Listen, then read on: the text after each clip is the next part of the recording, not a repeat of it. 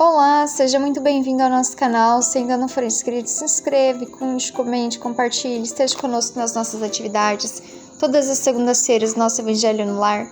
Todas as terças-feiras, nosso Evangelho presencial em nossa casa. E posteriormente, às 20h30, a nossa irradiação, online e presencial. Todos os sábados, das 15 às 17 horas, a nossa reforma íntima. Esperamos por vocês. Segue o nosso endereço, nosso telefone para contato, nosso canal no Instagram e a nossa conta para aqueles que querem nos auxiliar financeiramente de alguma forma. Vamos então fechar os nossos olhos para a nossa oração. Querido Mestre Jesus, irmão, amigo, de todas as horas, de todos os instantes, agradecemos, Senhor, pela oportunidade de, nesse instante, iluminarmos os nossos lares. Através desse Evangelho, pedimos o auxílio dos nossos benfeitores, dos benfeitores do SESB responsável por esse Evangelho no lar, para que juntos possamos realizar esse Evangelho. Convidamos a todos os nossos irmãos no mundo espiritual que, de forma direta ou indireta, também estejam ligados a nós, aos nossos lares, para nesse instante também realizar conosco esse Evangelho. Que assim seja. Hoje a nossa lição é a lição de número 33, do livro Mestre de Amor, psicografia de Divaldo Franco, pelo espírito de Joana de Ângeles. Na seara do amor é o título. Não gastastes o tempo no exame dos erros alheios, porque o criminoso responderá pelo tempo usado negativamente. Não apontes os espinhos da estrada, demorando-te à distância deles. Não argumentes com malfeitores, convencido da própria segurança. Não duvides do poder da oração. Não arregimentes adversários para a paz da consciência, porque o ódio é incêndio destruidor. Não esperes pela fortuna para o enriquecimento do bem, porque a moeda insignificante aplicada na beneficência é mais valiosa do que qualquer fortuna morta em cofres invioláveis. Não reclames, para a satisfação pessoal, os excessos que podem atender a múltiplas necessidades dos outros. Não ajudes sem a contribuição estimulante da alegria. Não uses o conhecimento da verdade para exibição vulgar ou para afligir os companheiros. Não menospreze o tesouro dos minutos. A eternidade é feita de segundos. Não reivindique afetos ou aplausos para a vaidade, mesmo que todos exaltem a excelência do teu labor. Não ministres programas ásperos e rígidos, sem que possas selar as palavras com a ação bem desenvolvida. Não desrespeite o suor alheio, granjeado na luta e na dor. Não reclames referências especiais. Não exibas, mesmo discretamente, os teus feitos, porque qualquer bom pregão perde o valor quando nasce no interessado. Não exijas a presença dos amigos, onde não te levarão os pés. Não des entrada ao mal na residência da tua alma. Não abras os ouvidos ao vozerio da maledicência. Não valorizes o mal a ponto de duvidar da vitória final e certa do bem, vivido por Jesus, o Mestre e Senhor. Nessa lição, na seara do amor, Joana vai nos trazer diretrizes, advertências, situações em que nós iremos nos defrontar na seara do amor, na seara do Cristo, mas que nós devemos manter as nossas atenções, as nossas vigilâncias, para que a gente não perca o nosso tempo com elas. Não percamos o nosso tempo com o mal, com aquilo que não vai nos contribuir, nos auxiliar na nossa evolução. Uma das formas de a gente seguir na seara do amor é justamente evitando a seara que podem nos causar dor, que podem nos causar de alguma forma o mal. Então ela traça aqui algumas advertências, podemos assim dizer, na seara do amor. Ela vai nos dizer: não gaste o tempo examinando o erro alheio, porque se o erro é dos outros, compete a eles a reparação dos seus próprios erros. Então, por que eu vou gastar o meu tempo com aquilo que eu não posso mudar? Com aquilo que não me compete, que são os erros dos outros? Porque ela já nos diz que o criminoso responderá pelo tempo usado negativamente. O criminoso já será responsabilizado perante as leis divinas por si mesmo, pelas suas ações. Então, não compete a mim analisar a conduta dele. Porque ao analisar uma conduta do outro, que eu não posso mudar, que eu não posso fazer nada a respeito, eu perco meu tempo me autoanalisando naquilo que posso mudar em mim. E, como ela já nos diz, o criminoso responderá pelo tempo usado negativamente. Cada um vai dar conta de si. Não apontes os espinhos da estrada, demorando-te à distância deles. Não aponte os locais onde você pode ser espinhado, as pessoas que podem de alguma forma te espinhar. Uma forma de você prevenir de ser espinhado, de que esses espinhos venham a te ferir, é manter-se à distância das situações, das pessoas que lhe ocasionarão esses espinhos. Não argumentes com malfeitores convencidos da própria segurança. Bem interessante esse aqui, porque o espiritismo, o cristianismo, ele não é proselitista. Ele é para aqueles que querem utilizar desse conhecimento para o seu autoaprimoramento.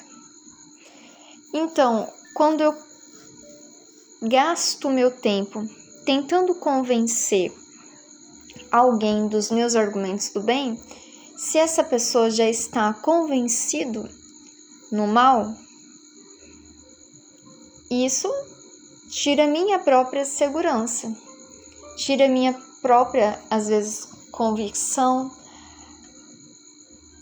faz, por vezes, posso fazer, por vezes, estremecer na minha fé, na convicção da maldade do outro.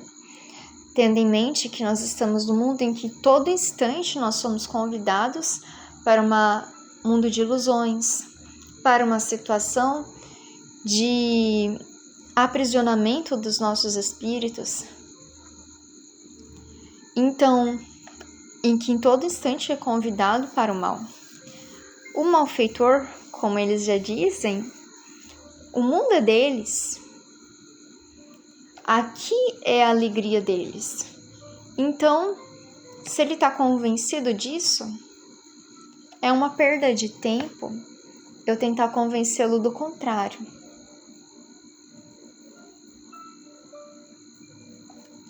Argumentar com ele o contrário.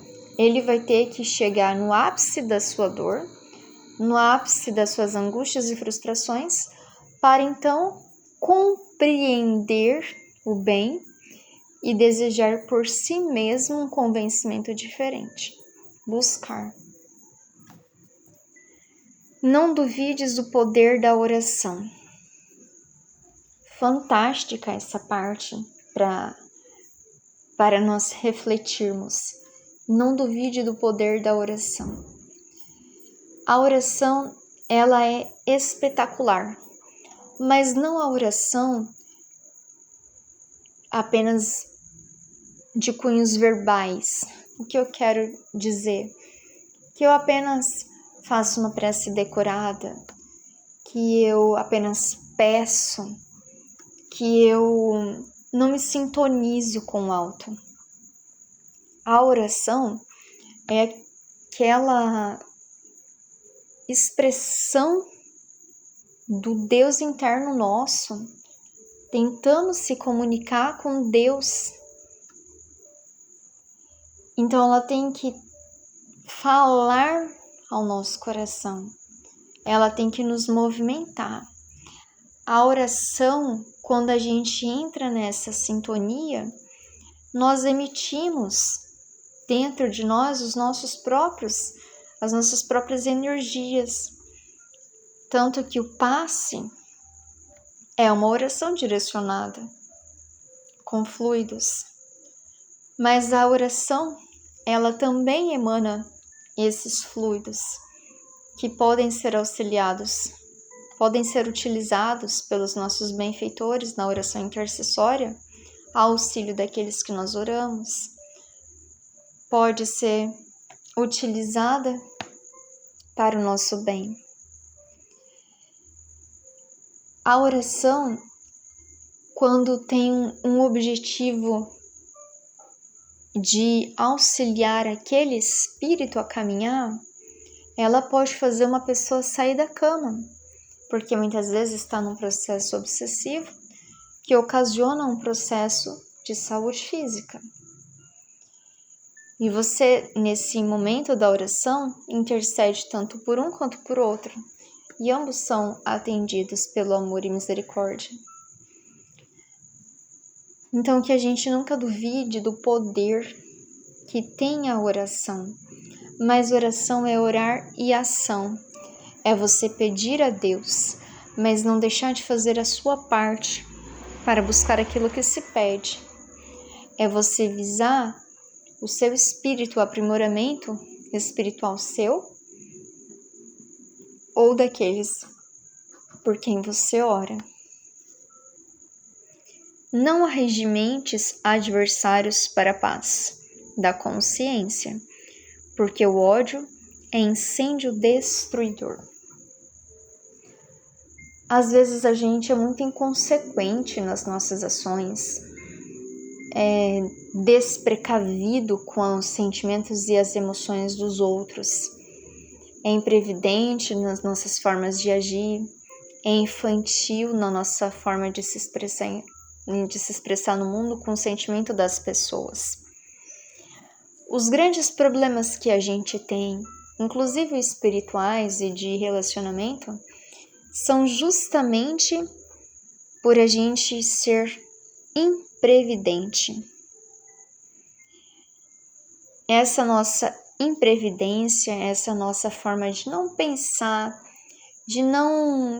no próximo com empatia, de pensar no nosso próprio egoísmo, a gente faz isso aqui, arregimenta adversários.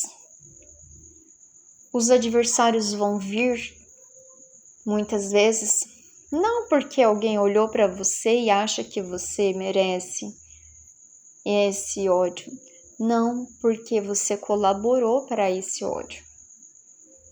Colaborou com ações, colaborou com formas de se posicionar, colaborou em muitas vezes agir de forma má.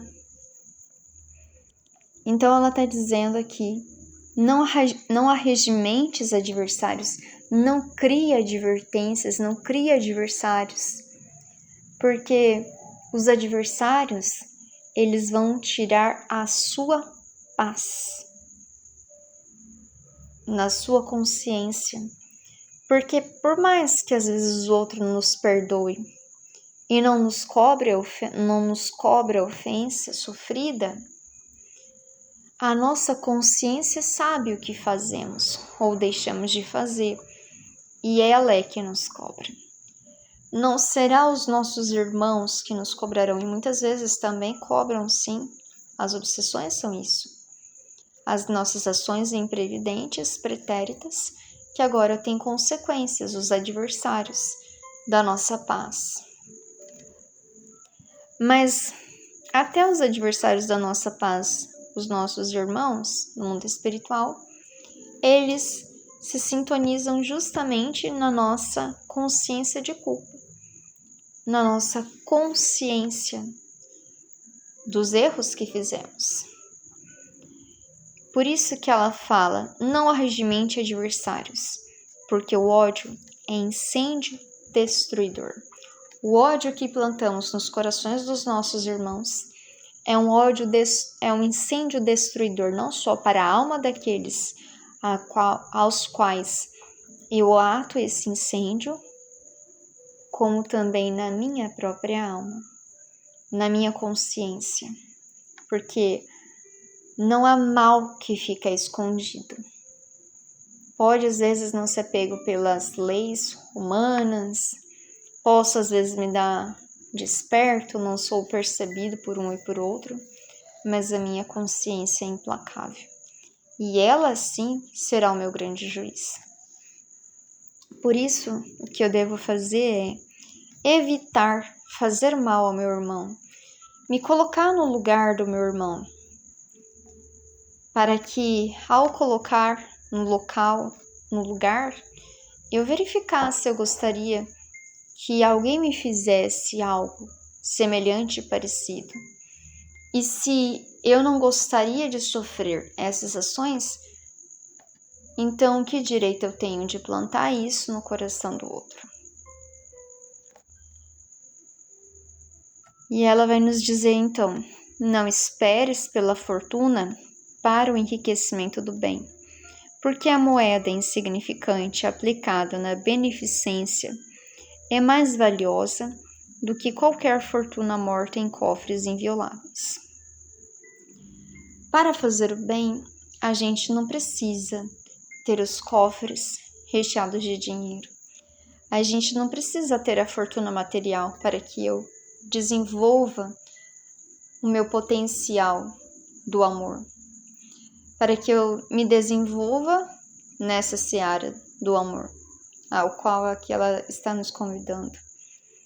O que eu preciso é bem utilizar os recursos. Tem a história que Jesus conta daquela mulher que vai ao templo e ela tinha uma única moeda, enquanto os outros religiosos iam e jogavam muitas moedas naqueles locais que agora eu não me recordo o nome, é um nome diferente. Lá naquele local fazia-se muito barulho quando as moedas eram jogadas. Então, quanto mais moedas, mais barulho fazia, dava a impressão que era maior a contribuição daquela pessoa. E aí Jesus então faz os apóstolos pensarem no sentido.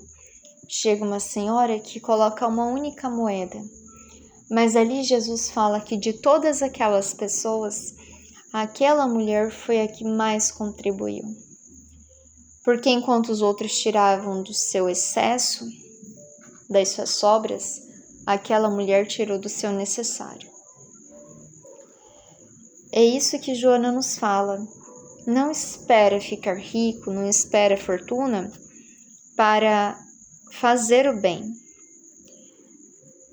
Pelo contrário, se você tiver uma única moeda, mas ela for aplicada a suprir uma necessidade de alguém verdadeiramente, a benefício de alguém, isso é valioso. Ainda que seja uma única pessoa. A gente não precisa pensar no bem de uma forma, numa dimensão muito grande. Que Se eu faço bem a uma única pessoa, se eu contribuo na necessidade de um único irmão, eu já estou fazendo bem.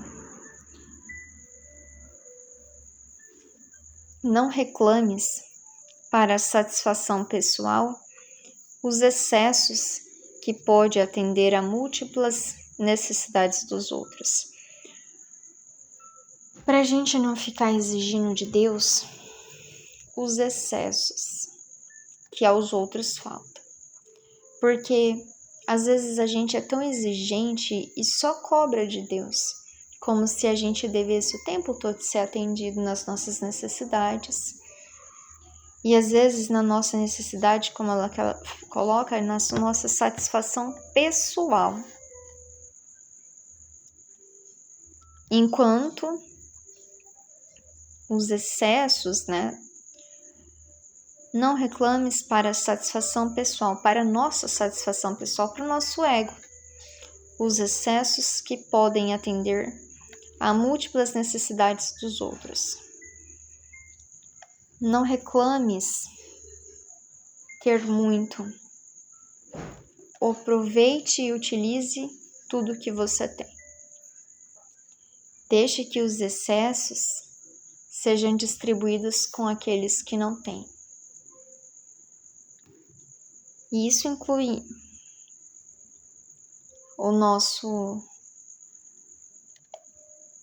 a nossa parte financeira também. Porque muitas vezes a gente quer, exige de Deus, mas a gente esquece que tem pessoas em situações muito mais problemáticas de miserabilidade que nós.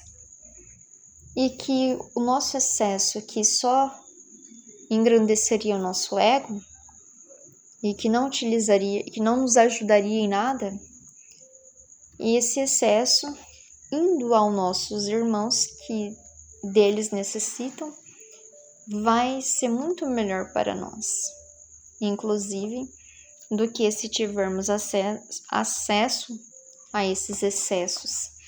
Já diz, excesso é aquilo que temos demais. Então, se temos demais, nós temos que dividir com o outro. Não ajudes sem a contribuição estimulante da alegria. Muito importante essa advertência, porque a ajuda, o benefício da ajuda deve vir da nossa alegria. Nós temos que sentir alegria ao fazer um bem. Ao fazer um bem, nós temos que fazer não só aquela pessoa que é um beneficiário do nosso bem, mas principalmente para nós, que somos o primeiro grande beneficiado. Então, a alegria ela é essencial para nós podermos ajudar. É ela que será o nosso pagamento. Não fazer nada, nem o bem, nenhuma ajuda, nem mesmo ajudar um parente que se encontra doente, a gente nunca deve fazer uma ajuda se sentindo obrigado, se sentindo forçado, se sentindo de alguma forma que você está fazendo, mas espera uma retribuição. Que a sua contribuição seja a alegria de fazer. Essa é a nossa melhor contribuição, nosso melhor pagamento. Não uses o conhecimento da verdade para exibição vulgar ou para afligir os companheiros, para que a gente não se utilize mal dos nossos conhecimentos, para não afligir os nossos irmãos, para não lhes trazer sofrimento, não tirar a sua paz, e nem para nossa exibição, nem para tentar demonstrar algum tipo de autoridade que nós achamos que o conhecimento possa de alguma forma dar. Porque ela vai dizer que não reivindique, não menospreze, não use o conhecimento da verdade. E esse conhecimento ele é o conhecimento da verdade. Mas até a verdade a gente tem que bem empregar, não utilizá-la de forma errada para exibição vulgar ou para afligir os companheiros, para exibição do quanto nós sabemos, do quanto aquele conhecimento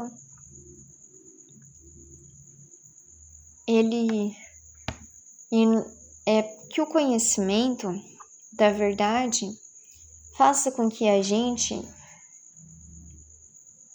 se utilize dele para ajudar os nossos irmãos a sair de uma aflição, a sair do momento de desespero, de angústia, seja empregado para consolo.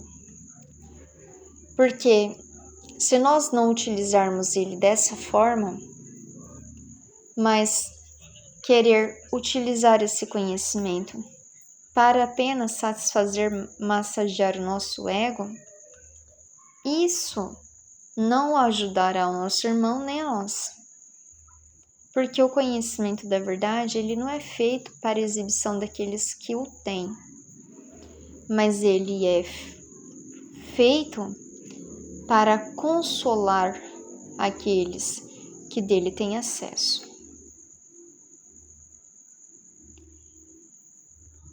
Não menosprezes o tesouro do minuto.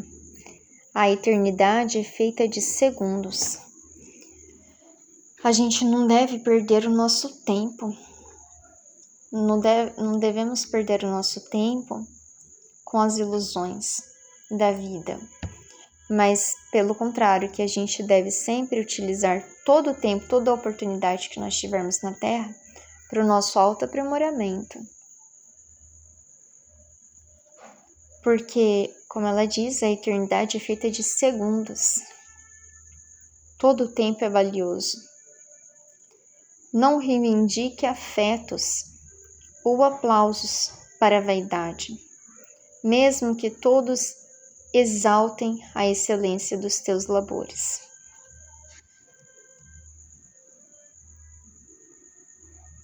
Que o seu trabalho, o seu labor, seja sempre a sua própria satisfação em fazer. Que você não ajude ou faça algo para alguém esperando ter o afeto dos outros, ter o aplauso dos outros. Porque isso, quando a gente se utiliza da ajuda, do conhecimento, do cuidado com o próximo, reivindicando algo para nós, isso mais vai fazer enaltecer a nossa vaidade. Aqui ela coloca. Mesmo que todos exaltem a excelência do teu labor, mesmo que todos vejam a excelência do seu trabalho, faça ele por si mesmo, não esperando que os outros vão retribuir, nem com afeto e nem com aplausos. Pelo contrário, muitas vezes, ao auxiliar alguém, ao invés da gente adquirir um afeto, ao invés da gente receber aplausos, se esse trabalho que a gente está fazendo é para o bem, podemos inclusive até provocar desafetos, ao invés de afetos, e recebermos pancadas, agressões, ao invés de aplausos.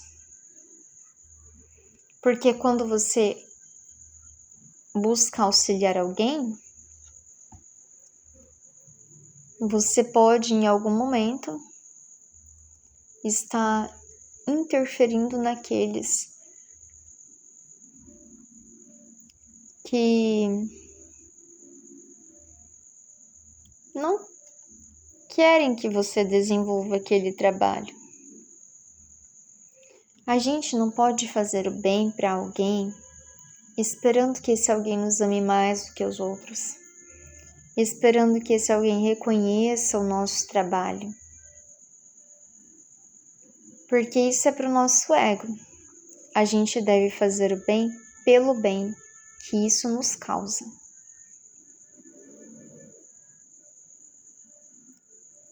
Não ministres programas ásperos e rígidos sem que possa selar as palavras com a ação bem desenvolvida.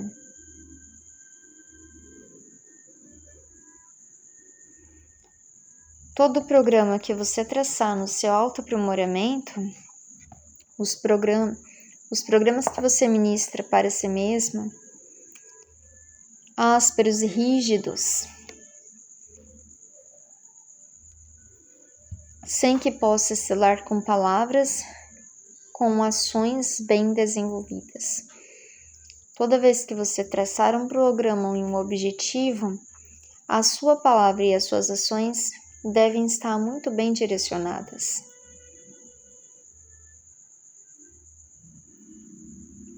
Não desrespeite o suor alheio, granjeado na luta e na dor.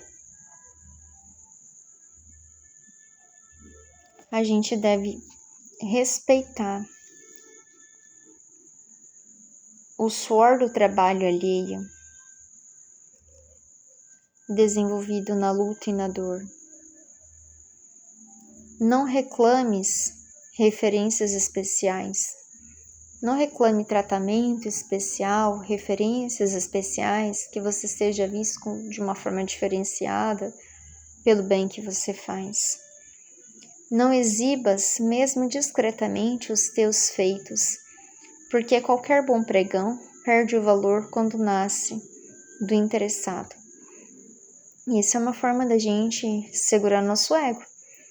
Não nos exibirmos, mesmo que indiretamente. Não exijas a presença dos amigos onde não te levarão os pés. Exija que os amigos estejam contigo só onde você consegue caminhar. Não des entrada ao mal na residência da tua alma. Não deixe de forma alguma o mal te adentrar, seja nos pensamentos, seja na ação, seja na forma de nos expressarmos. Não deixe o mal entrar, porque uma vez que ele entra, a gente vai ter que trabalhar para ele sair. Então, mais fácil do que tirar é não permitir que ele se instale. Não abras os ouvidos ao vozerio da maledicência, porque a maledicência é um grande mal. Às vezes a maledicência pode estragar uma família, uma amizade. A maledicência é um falar mal do outro para outros. A maledicência geralmente, o maledicente, ele não fala para aquela pessoa, porque a intenção dela, às vezes mesmo que inconsciente, é falar mal. Isso causa até um hábito. E muitas vezes a gente não fala ao outro o que a gente pensa, mas fala o que a gente pensa do outro para outra pessoa, sem dar oportunidade para aquele outro se defender. Então, que a gente não deve ouvir o vozerio da maledicência, não deve permitir que os nossos irmãos se utilizem de nós para ouvi-los na maledicência. Não empreguemos os nossos ouvidos aos maledicentes. Não valorize o mal a ponto de duvidar da vitória final e certa do bem, vivido por Jesus, o Mestre e Senhor. Então, que a gente nunca duvide do bem, que a gente nunca fraqueje a nossa fé a ponto de a gente duvidar que o bem de alguma forma não vencerá, porque a vitória final é do bem. Por isso a gente não deve valorizar o mal, porque é quando a gente valoriza demais o mal, a gente esquece de fortalecer a nossa fé no bem, empregando mais energia ao mal do que ao bem. Por isso ela fala: não valorizes o mal, não fraqueje na sua fé, não duvide, não despreze, como ela diz, o poder da oração, não despreze o poder do bem, que o bem é a vitória final de todos nós. E as situações, por mais complexas e difíceis que sejam, elas são transitórias e o bem é o nosso final. O bem é o final da humanidade. Que a gente nunca duvide que aquele bem que Jesus viveu, que nos ensinou e que a gente se coloca a caminho, ele é a vitória final nossa e de toda a humanidade. Para que a gente nunca se esqueça disso. Vamos então ficar com essa lição linda na seara do amor. Na seara do amor, nós teremos que buscar mecanismos e ferramentas da gente sempre se manter nessa seara.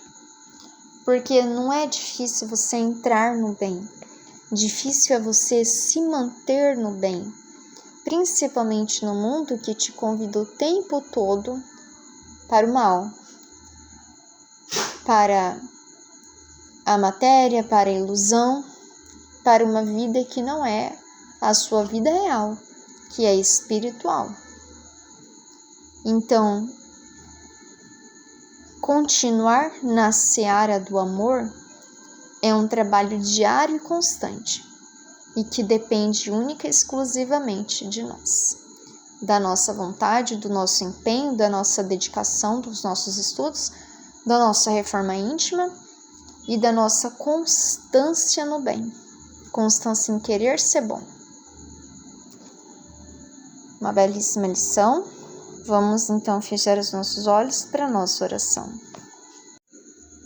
Querido Mestre, abençoe-nos, Senhor, a todos, para que nós consigamos ter força, sabedoria, discernimento, resistência no mal, para nós conseguirmos nos manter na seara do amor, na sua seara.